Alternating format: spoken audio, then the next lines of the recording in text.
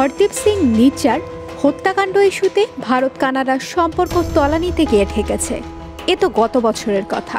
এবার টরন্টোতে একটি অনুষ্ঠানে কানাডার প্রধানমন্ত্রী জাস্টিন ট্রুডোর সামনে খালিস্তানপন্থী স্লোগান নিয়ে সেই দ্বন্দ্ব আবারও মাথাচাড়া দিয়েছে। কানাডার প্রধানমন্ত্রী জাস্টিন ট্রুডো উপস্থিত হয়েছেন এমন একটি অনুষ্ঠানে খালিস্তান জিন্দাবাদ স্লোগান দেওয়া হয়েছে। এ ঘটনায় ক্ষুব্ধ ভারত। তারা নয়াদিল্লিতে অবস্থিত কানাডার ডেপুটি হাই কমিশনারকে সোমবার এজন্য সমন পাঠায়।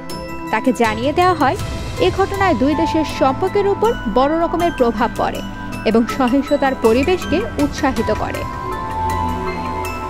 সোশ্যাল মিডিয়ায় ছড়িয়ে পড়া একটি ভিডিওতে দেখা গেছে ট্রুডো শিখদের ঐতিহ্যবাহী কমলা কাপড় মাথায় পেঁচিয়ে ও একটি তলোয়ার হাতে মঞ্চে দাঁড়ানো। সেখানে তিনি শিখদের অধিকার ও স্বাধীনতা রক্ষার প্রতিশ্রুতি দিচ্ছিলেন ও জনতা স্লোগান দিচ্ছে।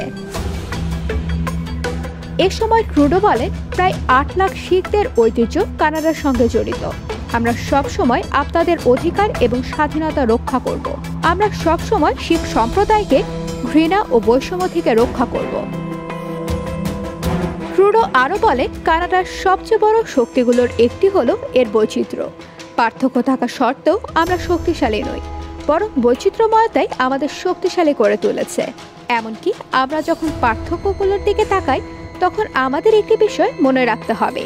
এই জাতীয় দিনে তা স্মরণ করিয়ে দিতে চাই, প্রতিদিন স্মরণে রাখতে চাই শিখদের মূল্যবোধ, কানাডীয় মূল্যবোধ। এ ঘটনার জেরে গতকাল সোমবার ভারতে অবস্থিত কানাডীয় দূতাবাসের ডেপুটি হাই কমিশনার স্টিওয়ার্ট হুইলকে তলব করেছে দিল্লি। ভারতের পররাষ্ট্র মন্ত্রণালয় বলছে, এই ঘটনায় তারা গভীরভাবে উদ্বিগ্ন এবং এর কঠোর প্রতিবাদ জানায়। ভারতের পররাষ্ট্র মন্ত্রণালয় বিবৃতিতে বলেছে, কোনো অনুষ্ঠানে চেক না করে এমন কর্মকাণ্ড চালাতে দেওয়ার বিরুদ্ধে ভারত সরকার গভীরভাবে উদ্বিগ্ন ও শক্ত প্রতিবাদ জানাচ্ছে। এ ঘটনা আরও একবার দেখিয়ে দিল যে কানাডা সরকার বিচ্ছিন্নতাবাদী, উগ্রপন্থী এবং সহিংসতাকে রাজনৈতিক স্পেস দিচ্ছে। অব্যাহত এ ঘটনা শুধু কানাডা ভারতের সম্পর্ক ক্ষতিগ্রস্ত করে না, একই সঙ্গে কানাডায় সহিংসতা এবং অপরাধের একটি পরিবেশ সৃষ্টিতে উৎসাহিত করে।